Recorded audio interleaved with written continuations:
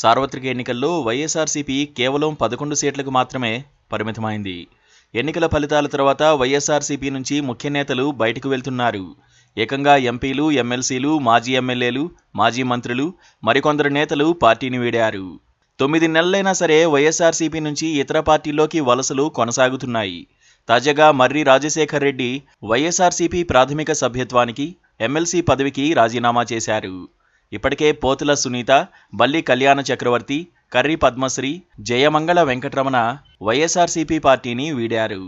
మర్రి రాజశేఖర్ 2004 ఎన్నికల్లో అప్పటి గుంటూరు జిల్లాలోని చిలకలూరిపేట నియోజకవర్గం నుంచి స్వతంత్ర అభ్యర్థిగా పోటీ చేసి విజయం సాధించి ఎమ్మెల్యేగా తొలిసారి అసెంబ్లీలో అడుగుపెట్టారు. అనంతరం 2009లో కాంగ్రెస్ అభ్యర్థిగా పోటీ చేసి టీడీపీ అభ్యర్థి ప్రత్తిపాటి పుల్లారావు చేతిలో ఓడిపోయారు.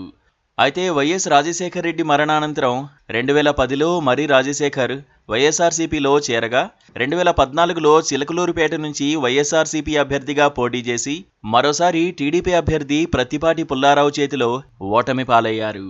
ఆ తర్వాత రాజశేఖర్ ఉమ్మడి గుంటూరు జిల్లా వైఎస్ఆర్సీపీ జిల్లా అధ్యక్షుడిగా పనిచేశారు. ఆయన 2018లో వైఎస్ జగన్ చేసిన పాదయాత్రలో కీలకంగా వ్యవహరించారు.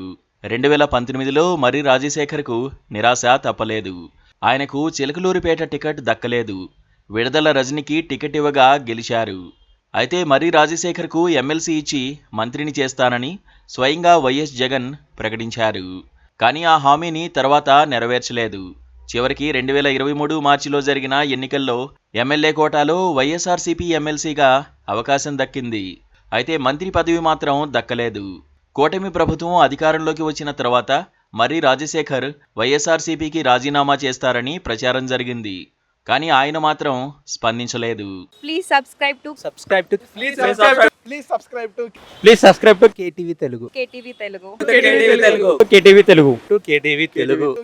Telugu channel.